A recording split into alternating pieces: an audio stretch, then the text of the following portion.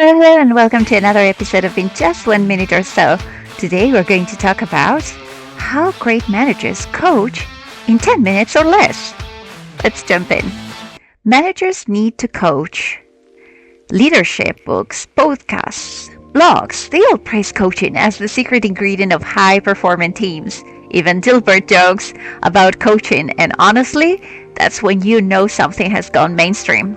More than 15 years ago, psychologist Daniel Goleman, the guy behind emotional intelligence, identified coaching as one of the 6 essential leadership styles, and he showed that it dramatically improves performance. But here's the twist. Even though coaching works, it's the least used leadership style. Why? Well, back then, leaders said that they didn't have time for the slow, tedious work of helping people grow. And that was in the early 2000s. And before smartphones ruled our lives, before meetings multiplied like rabbits, before inboxes became an avalanche. And today, well, managers are more stretched than ever. We talk about coaching constantly, but the real practice of coaching still barely happens. And when it does happen, it often doesn't work. Research from 2006 found that 73% of managers received some coaching training. Sounds good, until you hear this. Only 23% of people said the coaching made any real difference. Less than 1 in 4. So, if you tried coaching and it didn't stick, or it didn't work, you're not alone. And let's talk about why.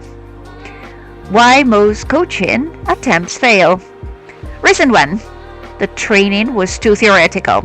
Lots of models, lots of slides, not much that actually help when you are drowning in emails and back-to-back meetings.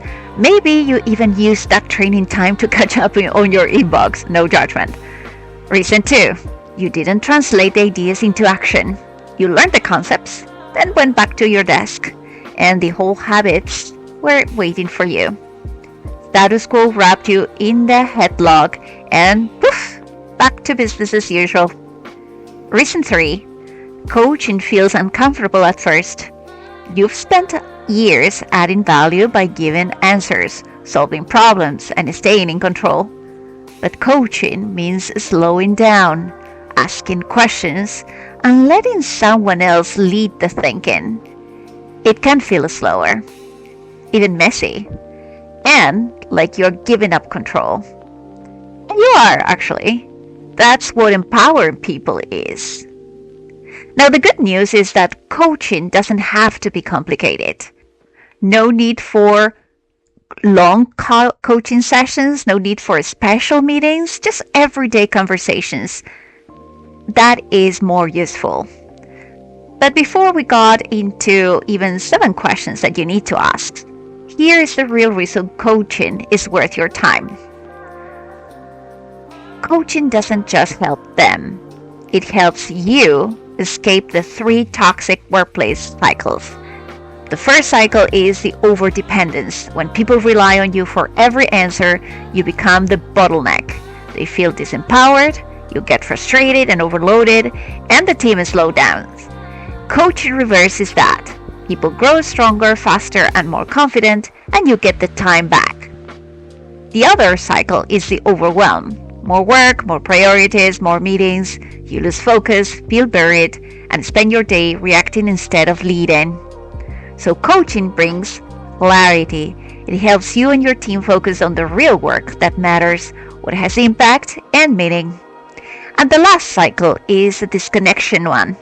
When everything is urgent, nothing feels meaningful. Coaching reconnects people to purpose and potential. It gives them the courage to learn, grow, and try things outside of their comfort zone. So that is all for today, but in the next episode, we're going to talk about how to build this new habit of coaching. So see you there. Thank you.